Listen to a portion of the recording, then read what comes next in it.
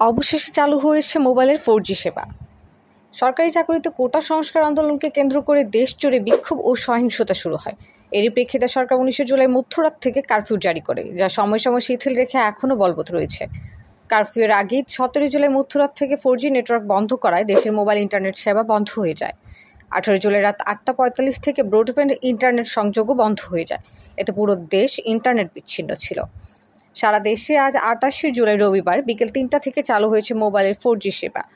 আগামী 3 দিনের জন্য 5 GB করে বোনাস পাবেন সকল সিমের গ্রাহকেরা।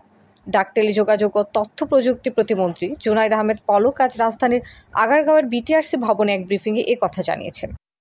আজকে বিকাল 3টায় মোবাইল 4G নেটওয়ার্কটা আমরা পুনঃস্থাপন করব ইনশাল্লাহ, এবং আমাদের গ্রাহকদের আসলে ক্ষতির বিষয়টি বিবেচনায় রেখে আমরা একটা সিদ্ধান্তে এসেছি যে 3 দিনের জন্য 5GB আমরা বোনাস হিসেবে প্রত্যেক গ্রাহককে দেব। দেশের ইন্টারনেট পরিস্থিতি নিয়ে তিনি মোবাইল অপারেটর ও সরকারি কর্মকর্তাদের ব্রিফ করেন।